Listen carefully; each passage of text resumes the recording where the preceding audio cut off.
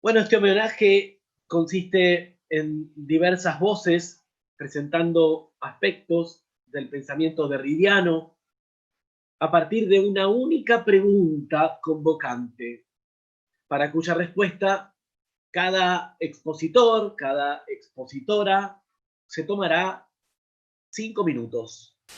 La pregunta para todos y todas es, ¿qué aspecto del pensamiento derridiano destacaría para pensar el porvenir? Damos en primer lugar la palabra a Cristina De Peretti. Primero la vamos a presentar, ¿verdad? Sí, Cristina De Peretti es profesora titular de Filosofía Contemporánea en la UNED, Madrid, España, en donde es asimismo investigadora responsable del grupo de investigación consolidado de construcciones. Es autora de numerosos artículos y de varios libros sobre Derrida y también ha traducido al español, sola o en colaboración, un gran número de textos de este filósofo. Yo digo, verdaderamente estamos ante una deconstructora del deconstructor, ¿no? Si es cierto que la deconstrucción es algo así como una traducción, estamos ante una deconstructora de la deconstrucción del deconstructor. Bueno, bienvenida Cristina De Peretti. Muchas gracias, pero vamos, no, yo no deconstruyo a Derrida, ¿eh? Bueno, empiezo. En cualquier caso, si para contestar la pregunta que habéis dicho y que se nos ha planteado en este homenaje, me atengo estrictamente a lo que Derrida ha afirmado al respecto, el motivo que yo sin duda destacaría es el del quizás, pues, como asegura en Politique de l'amitié, no hay categoría más justa para lo porvenir que la del quizás. Dicho esto, no cabe duda que hay muchos otros motivos de su pensamiento que también están muy estrechamente vinculados con los anteriores. No me voy a extender, sin embargo, en esto, de la misma manera que tampoco voy a repetir, ya que estamos entre especialistas, lo que piensa Derrida acerca del quizás o de lo porvenir. Me limitaré tan solo, con vistas a lo que quiero comentar aquí luego con vosotros, a recordar la reserva, no ya solo ni tanto de imposibilidad, sino también y sobre todo de incertidumbre que aquellos encierran, dado que pueden deparar tanto la chance, la oportunidad, como la catástrofe, tanto lo mejor como lo peor.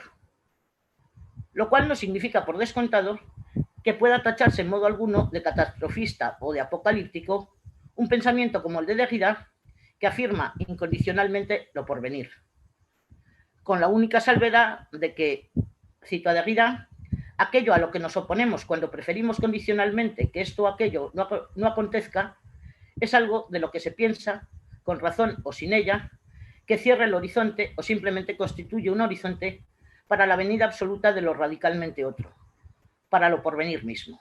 Fin de la cita.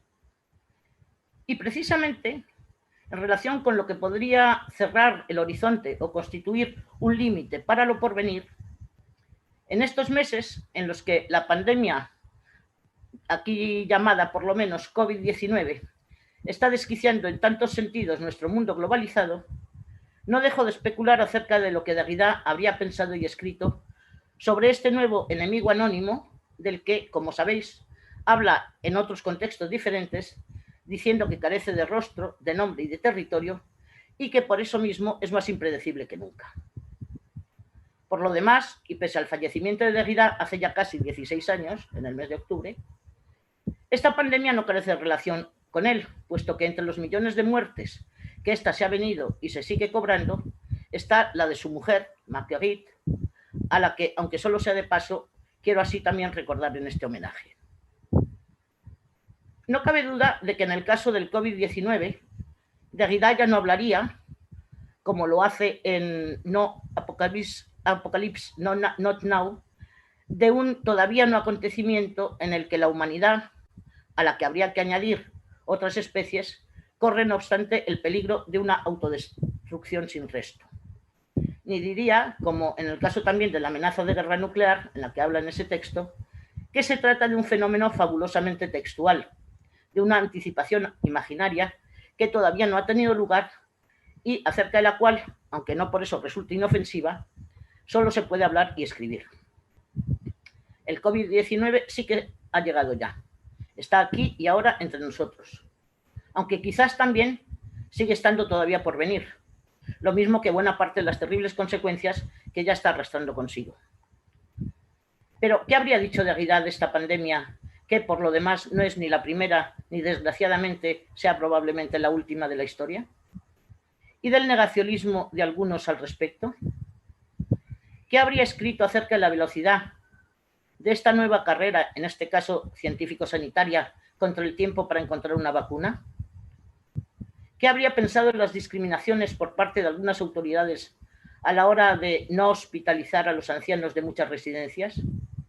¿De las desigualdades a la hora de realizar a la población las pruebas PCR o incluso los test rápidos? ¿Y de los tratamientos y seguimientos estrictamente vía telefónica que se han llevado a cabo con tantos contagiados? ¿Y de ese trabajo de duelo por unos fallecidos de los que sus familiares no se han podido ni despedir y a los que han enterrado e incinerado sin estar siquiera seguros de su identidad en muchas ocasiones? ¿Qué habría opinado del estado de alarma, de ese inacabable, cuando no también inacabado confinamiento, sin duda necesario, pero no por eso exento de violencia y de fuerza de ley? ¿Y de la venta de test y mascarillos defectuosos de algunos países a otros al principio de la pandemia? ¿Y de todos esos silencios, desinformaciones, incoherencias y mentiras de tantos gobiernos y de sus políticos? ¿Y del papel desempeñado en todo esto por la Unión Europea, por los Estados Unidos, es decir, por Occidente? ¿Cuáles habrían sido sus reflexiones acerca de esa nueva normalidad todavía por venir, si es que viene? Hay tantas preguntas. En sus lecturas, por ejemplo, sobre la guerra así llamada del Golfo, sobre los atentados del 11S o sobre las 10 plagas de espectros de Mars, Derrida siempre ha incidido en la compleja maquinaria histórico, política y mediática que rodea este tipo de sucesos, así como en la desigualdad de los mismos ante la ciencia, ante la muerte y ante su difusión. Y se planteaba siempre si matar no es también dejar morir. No es querer, es no querer saber que se deja morir, apuntando también que ni todos los muertos se cuentan por igual en todas partes, ni todas las muertes tienen la misma repercusión. Y yo no dejo de preguntarme, ¿qué habría pensado Derrida de todo esto? Pero cualesquiera que pienso que pudieran ser sus respuestas, ineludible y desgraciadamente, estas, a su vez, ahora ya no pueden sino ir siempre precedidas de un quizás. Aquí lo dejo.